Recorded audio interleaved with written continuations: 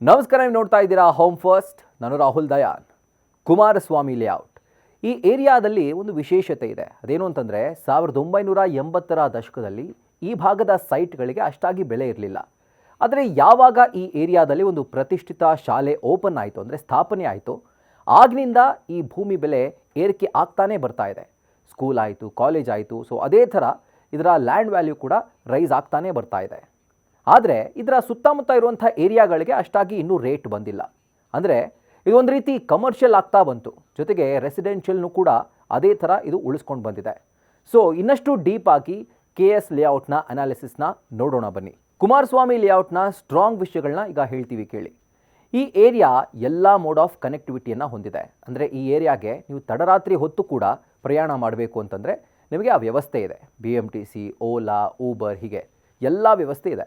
ಜೊತೆಗೆ ಜನಸ್ನೇಹಿ ಬಡಾವಣೆಗಳು, silent neighbourhood, peaceful ಲೈಫ್ಗೆ ಬೇಕಾದ ವ್ಯವಸ್ಥೆ ಇದೆ. ಯಾವುದೇ ಸೇವೆಗಳು ಬೇಕಿದ್ದರೂ ನಿಮಗೆ ಹತ್ತಿರದಲ್ಲೇ ಸಿಗುತ್ತೆ. ಅಂದರೆ ದಿನಸಿ, ಬ್ಯಾಂಕ್, ರಿಲ್ಯಾಕ್ಸ್ ಮಾಡೋಕ್ಕೆ, ಜೊತೆಗೆ ವಾಕಿಂಗ್ ಮಾಡೋಕ್ಕೆ ಕ್ಲೀನಾಗಿರುವಂತಹ ಪಾರ್ಕ್ಗಳು, ಆಟದ ಮೈದಾನ ಎಲ್ಲವೂ. ಇನ್ನು ಶಾಲೆ, ಕಾಲೇಜು, ಹಾಸ್ಪಿಟಲ್, ದೇವಸ್ಥಾನಗಳು, ಸೂಪರ್ ಮಾರ್ಕೆಟ್, ಥಿಯೇಟರ್ ಎಲ್ಲವೂ ಇದರ ಸುತ್ತಮುತ್ತನೇ ಇದೆ. ಇನ್ನು ಈ ಏರಿಯಾಗೆ ಕೆಲವೊಂದಷ್ಟು ಸಮಸ್ಯೆಗಳು ಕೂಡ ಕಾಡ್ತಾ ಇದ್ದಾವೆ. ಅದೇನು ಅಂತಂದರೆ ಇದು ವಿದ್ಯಾರ್ಥಿಗಳೇ ಹೆಚ್ಚಾಗಿರುವಂಥ ಏರಿಯಾ. ಸೊ ಸಂಜೆ ಆಗ್ತಾ ಇದ್ದಂತೆ ಯಾವಾಗ ಜನ ಹೊರಗಡೆ ಬರೋಕ್ಕೆ ಶುರು ಮಾಡ್ತಾರೋ ಈ ಕಿರಿದಾದ ಮುಖ್ಯ ರಸ್ತೆಗಳಲ್ಲಿ ಜಾಮ್ ಉಂಟಾಗುತ್ತೆ.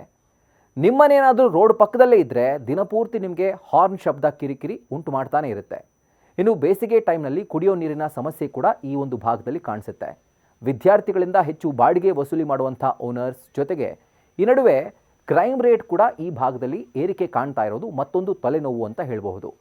ಈ ಏರಿಯಾದ ಕೆಲವೊಂದು ಭಾಗದಲ್ಲಿ ಅತ್ಯಂತ ಕಿರಿದಾದ ರಸ್ತೆಗಳಿವೆ. ಅಂದರೆ ಯಾವ ರೀತಿ ಅಂತಂದರೆ ಒಂದು ಗಾಡಿ ಪಾಸ್ ಆಯಿತು ಅಂತಂದರೆ ಆ ಕಡೆಯಿಂದ ಒಂದು ಗಾಡಿ ಬರೋದಕ್ಕೆ ಆಗೋದೇ ಇಲ್ಲ. ಇನ್ನು ಈ ಭಾಗದ ಅನೇಕ ಏರಿಯಾಗಳಲ್ಲಿ ಕಸದ ವಿಲೇವಾರಿ ಸಮಸ್ಯೆ ಇದೆ. ಅಂದರೆ ಅದು ಪಾಲಿಕೆ ಮಾತ್ರ ಅಲ್ಲ, ಬದಲಾಗಿ ಸಾರ್ವಜನಿಕರು ಕೂಡ ಸರಿಯಾದ ರೀತಿಯಲ್ಲಿ ಕಸವನ್ನು ವಿಲೇವಾರಿ ಮಾಡೋದಿಲ್ಲ, ರಸ್ತೆಯಲ್ಲೇ ಬಿಸಾಕ್ತಾರೆ. ಇನ್ನು KS ಲೇಔಟ್ನಲ್ಲಿ ಹೂಡಿಕೆ ಮಾಡೋಕ್ಕೆ ಅವಕಾಶಗಳಿದೆಯಾ ಅಂತಂದರೆ ಖಂಡಿತ ಹೌದು, ಖಂಡಿತವಾಗ್ಲೂ ಇದೆ. ಯಾಕಂದರೆ ಈಗಿರುವಂಥ ಸ್ಟೇಜ್ 1ನಲ್ಲಿ ಸೈಟ್ಗಳು ದುಬಾರಿ ಹಾಗೂ ಲಭ್ಯತೆ ಕೂಡ ತುಂಬ ಕಡಿಮೆ. ಆಗಲೇ ಇಲ್ಲಿ ಡೆವಲಪ್ ಆಗಿರೋದ್ರಿಂದ ಇಲ್ಲಿ ಸೈಟ್ಗಳು ಸ್ವಲ್ಪ ದುಬಾರಿ ಕೂಡ. ಆದರೆ ಇಸ್ರೋ ಲೇಔಟ್, ಜರಗನಹಳ್ಳಿ ಈ ಭಾಗದಲ್ಲಿ ಇನ್ನೂ ಸೈಟ್ ಖರೀದಿಗೆ ನಿಮಗೆ ಅವಕಾಶ ಇದೆ. ಇನ್ನು ಈ ಭಾಗದಲ್ಲಿ ಔಟರ್ ರಿಂಗ್ ರೋಡ್ ಹಾದು ಹೋಗುತ್ತೆ, ಜೊತೆಗೆ ಗ್ರೀನ್ ಲೈನ್ ಮೆಟ್ರೋ ಕೂಡ ಕನೆಕ್ಟಿವಿಟಿ ಇದೆ. ಹಾಗಾಗಿ ಲ್ಯಾಂಡ್ ರೇಟ್ ಅಪ್ರಿಷಿಯೇಟ್ ಆಗೋದ್ರಲ್ಲಿ ಅನುಮಾನನೇ ಇಲ್ಲ. ಸೊ ಕುಮಾರಸ್ವಾಮಿ ಲೇಔಟ್ನ ಲ್ಯಾಂಡ್ ರೇಟ್ನ ನೋಡೋ ಹಾಗಿದ್ರೆ ಇಲ್ಲಿ ಎಲ್ಲ ಏರಿಯಾಗಳನ್ನು ಗಮನದಲ್ಲಿಟ್ಕೊಂಡು ನಾವು ಮಾತಾಡೋ ಹಾಗಿದ್ರೆ, ಅಂದರೆ ಅದು ಕುಮಾರಸ್ವಾಮಿ ಲೇಔಟ್ ಇರ್ಬೋದು, ವಿಠ್ಠಲ್ ನಗರ ಇರ್ಬೋದು, ಇಸ್ರೋ ಲೇಔಟ್, ಯಾರಬ್ ನಗರ, ಯಲ್ಚೇನಹಳ್ಳಿ, ಈ ಎಲ್ಲ ಏರಿಯಾಗಳ ರೇಟ್ ಒಂದೊಂದು ರೀತಿ ಇದೆ. ಸೊ ಅಪ್ರಾಕ್ಸಿಮೇಟ್ ವ್ಯಾಲ್ಯೂ ಹೇಳೋ ಹಾಗಿದ್ರೆ 6,500 ರೂಪಾಯಿಂದ 13,300 ರೂಪಾಯಿ ಪ್ರತಿ ಚದರ ಅಡಿವರೆಗೂ ಕೂಡ ಇಲ್ಲಿ ರೇಟ್ ಇದೆ. ಇನ್ನು ಫ್ಲ್ಯಾಟ್ ರೇಟ್ ಕೂಡ ನಾವು ಹೇಳ್ತೀವಿ ನೋಡಿ.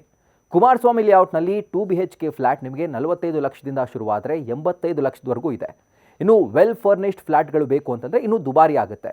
ಇನ್ನು 3 BHK ವಿಷಯಕ್ಕೆ ಬರೋ ಹಾಗಿದ್ರೆ 87 ಲಕ್ಷದಿಂದ 1.9 ಕೋಟಿ ರೂಪಾಯಿವರೆಗೂ ನಿಮಗೆ ಇಲ್ಲಿ ಫ್ಲ್ಯಾಟ್ ಸಿಗುತ್ತೆ 3 BHKಗೆ.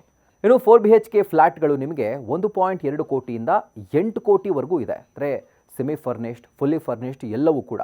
ಸೊ ಇವಿಷ್ಟು ಕುಮಾರಸ್ವಾಮಿ ಲೇಔಟ್ನ ಅನಾಲಿಸಿಸ್ ಆಗಿದೆ, ಸ್ವಾಟ್ ಅನಾಲಿಸಿಸ್. ಸೊ ಇದು ಒಂದು ಏರಿಯಾದ ಸ್ವಾಟ್ ಅನಾಲಿಸಿಸ್ ಆಗಿದ್ರೆ, ಇದೇ ಥರ ಮತ್ತಷ್ಟು ಬೆಂಗಳೂರಿನ ಏರಿಯಾಗಳ ರಿಯಲ್ ಎಸ್ಟೇಟ್ ವಿಷಯಗಳನ್ನ ನೀವು ತಿಳ್ಕೊಳ್ಬೇಕು ಅಂತಂದರೆ, ಅಥವಾ ಯಾವ ಏರಿಯಾದಲ್ಲಿ ಯಾವ ಲ್ಯಾಂಡ್ ರೇಟ್ ಇದೆ ಎಲ್ಲದರ ಕಂಪ್ಲೀಟ್ ಮಾಹಿತಿ ನಿಮಗೆ ಬೇಕು ಅಂತಂದರೆ ನಮ್ಮ ಹೋಮ್ ಫಸ್ಟ್ ಚಾನಲ್ನ ಸಬ್ಸ್ಕ್ರೈಬ್ ಮಾಡಿ, ಬೆಲ್ ಐಕಾನ್ ಕ್ಲಿಕ್ ಮಾಡೋದನ್ನು ಮರಿಬೇಡಿ. ಕ್ಷಣ ಕ್ಷಣದ ಮಾಹಿತಿಗಾಗಿ ನೋಡ್ತಾ ಇರಿ ನ್ಯೂಸ್ ಫಸ್ಟ್, ನಿರ್ಭೀತಿಯಿಂದ ನಿಮ್ಮ ಪರವಾಗಿ.